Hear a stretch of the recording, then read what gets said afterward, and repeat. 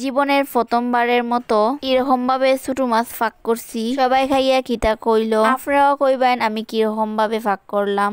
আসসালামু আলাইকুম, সবার কিতা অবস্থা? আশা করি সবাই ভালো আছে। তাহলে বাড়ির মাঝে মাছ লইয়েছিল, সবাই রাখতেছে, তো আমিও হাফ কেজি মাছ রাখছিলাম। সবাই রাখতেছিল হাফ কেজি 1 কেজি কইরা, তো আমি পারতাম না বানাইতাম বাবু লই, এই কারণে আমি হাফ কেজি রাখছি। এই হাফ কেজি মাছ রেখে যে আমি এরকম ভুল করবো বুঝতে পারছি না। প্রথমবারের মতো এরকম মাখাইয়ে আমি ছোট মাছ ফাঁক করতেছি। প্রথমে সুন্দর করে মাছটা বানাই ভালো করে পরিষ্কার কইরা একটা পাতিলো নিছি। এখানেও পেঁয়াজ বাটা, মরিচ, হলুদ, ধনিয়া গুঁড়া, লবণ আর পেঁয়াজ বাটা দিলাম। তাতে এখানে আমি একটু তেল দিলাম, তো সরিষার তেল দিলে ভালো হইতো। মনে হয়েছে সরিষার তেলে যদি গন্ধটা থাকে, এই কারণে আর আমি সরিষার তেল দিছি না। তারপরে সবটা একসাথে মাখাই নিছি। এখন আমি গাছ থেকে আইনা একটু বেশি জালের মরিচ দিয়ে দিলাম। দেখে কিরকম গাছ থেকে আমি মরিচ আনছি। তো আমি প্রথমে গেছি আমরা বাগানো গিয়া দেখি মরিচ গাছের আয়ু শেষ, আর গাছের মাঝে লাল লাল মরিচ ঝুলতাছে। এই মরিচ গুলা কিন্তু অনেক বেশি জাল, আর ধনিয়া পাতা ছাড়া ছোট মাছ মজা না। আমরা বাগানো একটা বালতির মাঝে একটু ধনিয়া পাতার গাছ আছে।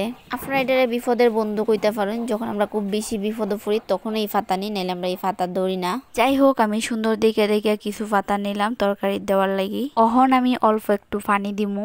আপনার সাথে কথা কইতে কইতে আমি পানি দিতাম ভুলে গেছি। এখানে আমি কম একটু পানি দিছি, বেশি দিছি না পানি। ভালো করে একটু নাইরিয়া চুলাত বইয়ে এই তরকারিটা আপনারা কেমনে রান্ধেন অবশ্যই কমেন্ট করে জানাইবেন। এর আগে আর কোনোদিন আমি এইভাবে তরকারি রাঁধছি না, আজকেই প্রথমবার এইভাবে রাঁধতাছি। অন্যভাবে সবসময় রাঁধি। বনির পর একটু জাল করে আমি কষাই নিতেছি প্রথমে মাছটা কষানোর পরে আবারও একটু পানি দিতেছি, অল্প করে পানি দিছি।